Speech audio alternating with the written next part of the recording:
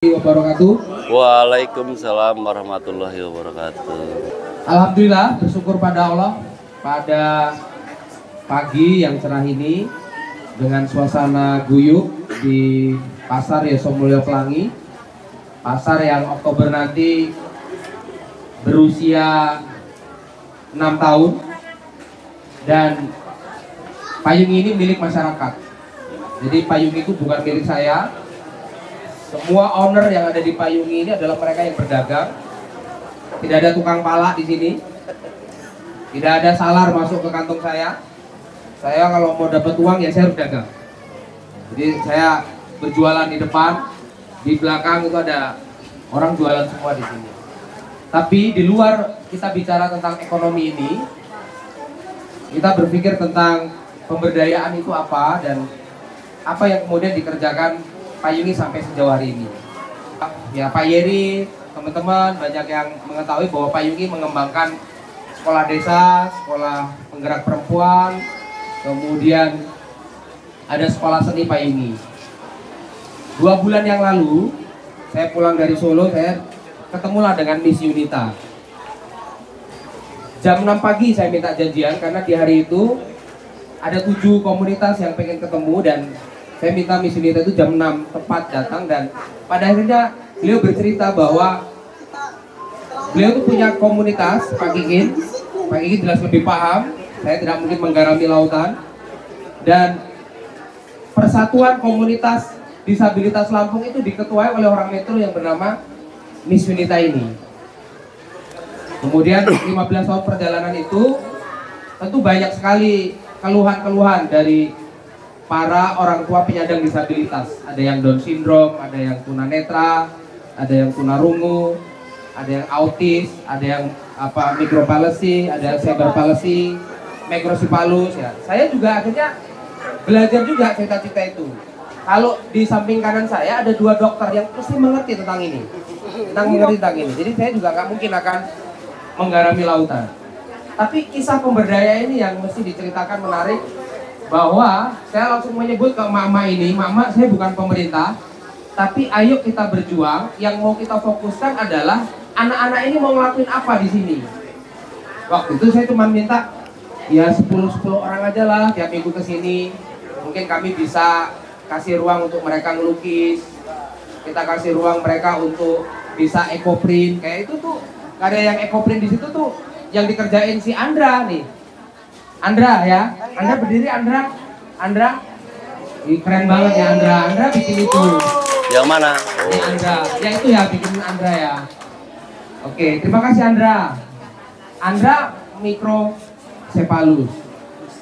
Dan sejauh ini saya juga nggak menyangka bahwa teman-teman saya juga mau nanggepin. Mas Anggi sini, Mas Anggi, masuk aja sini, Mas Ibe sini. Mas Ibe. Saya takut, teman-teman saya awalnya berotak. Ini anak dari mana kan gitu? Ngapain datang ke sini?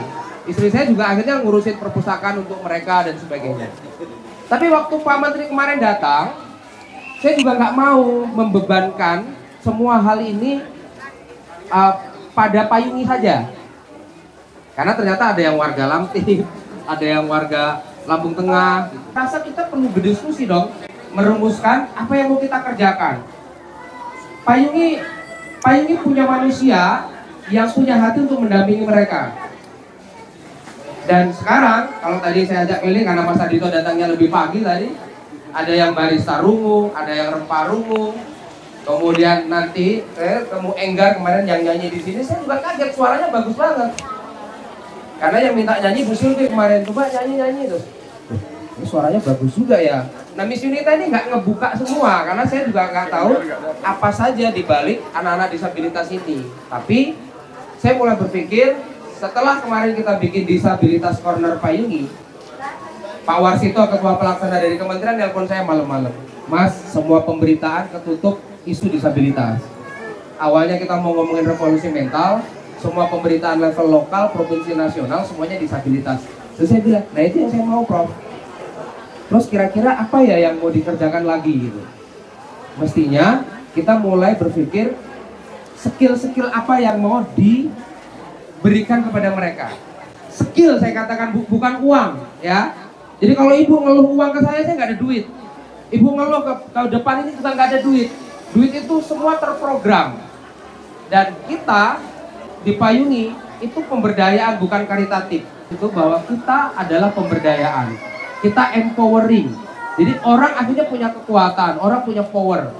Jadi bukan orang lapar dikasih makan. Nah, pagi hari ini kita diskusi tentang pemberdayaan disabilitas di Lampung. Saya ingin mendengarkan perspektif orang-orang di depan kita ini. Kita mulai dari Pak Kikin lah, karena beliau yang jelas lebih paham, karena dunia beliau di situ.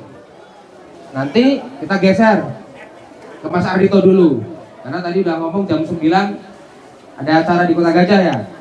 Terus kemudian nanti ke Pak Wali, kemudian ke Miss Unita. Kalau Mbak Ella datang kita tunggu Mbak Ella, atau nanti saya kontakkan sekalian.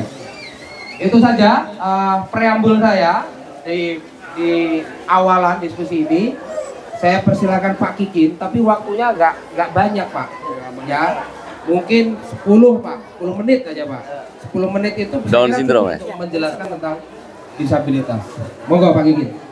Assalamualaikum warahmatullahi wabarakatuh. Waalaikumsalam warahmatullahi wabarakatuh. Salam sejahtera kita semua, selamat pagi Ibu dan Bapak sekalian. Yang saya hormati Pak Wali Kota, Pak Wahdi Saidudin, Wali Kota Metro, Pak Ardito Wijaya, Wakil Bupati Lampung Tengah, kemudian yang sering kontak saya di berbagai media sosial, Ibu Yunita.